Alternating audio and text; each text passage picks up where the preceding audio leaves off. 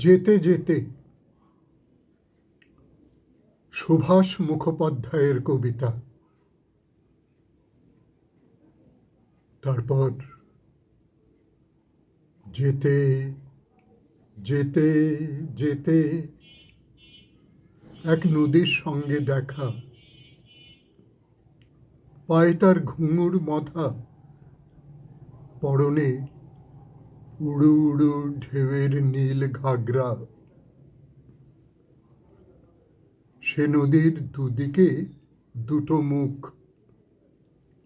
এক মুখে সে আমাকে আসছি বলে দাঁড় করিয়ে রেখে অন্য মুখে ছুটতে ছুটতে চলে গেল। আর যেতে যেতে বুঝিয়ে দিল, আমি অমনি করে আসি, অমনি করে যাই। বুঝিয়ে দিল আমি থেকেও নেই, না থেকেও আছি। আমার কাঁধের ওপর হাত রাখল সময়, তারপর কানের কাছে ফিস ফিস করে বলল, দেখলে, কাণ্ডটা দেখলে? আমি কিন্তু কখনো তোমাকে ছেড়ে থাকি না। তার কথা শুনে হাতের মুঠোটা খুললাম।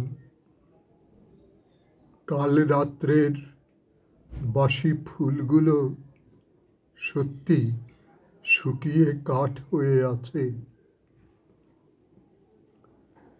গল্পটার কোনো মাথা মুন্ডু নেই বলে বুড়ো ধাড়িদের একেবারেই ভালো লাগলো না। আর তাছাড়া গল্পটা বানানো, পাছে তারা উঠে যায়, তাই তাড়াতাড়ি ভয়ে ভয়ে আবার আরম্ভ করলাম। তারপর যেতে যেতে যেতে দেখি বনের মধ্যে আলো জ্বালা প্রকাণ্ড এক শহর। সেখানে খাঁ খাঁ করছে বাড়ি, আর সিঁড়িগুলো সব যেন স্বর্গে উঠে গেছে।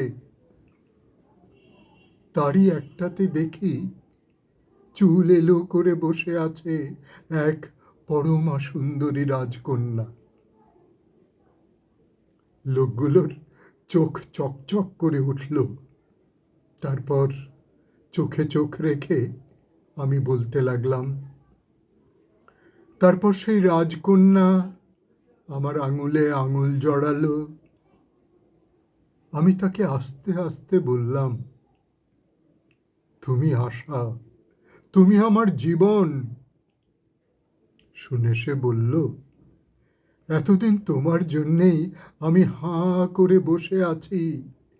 বুড়ো ধাড়িরা আগ্রহে উঠে বসে জিজ্ঞেস করল, তারপর?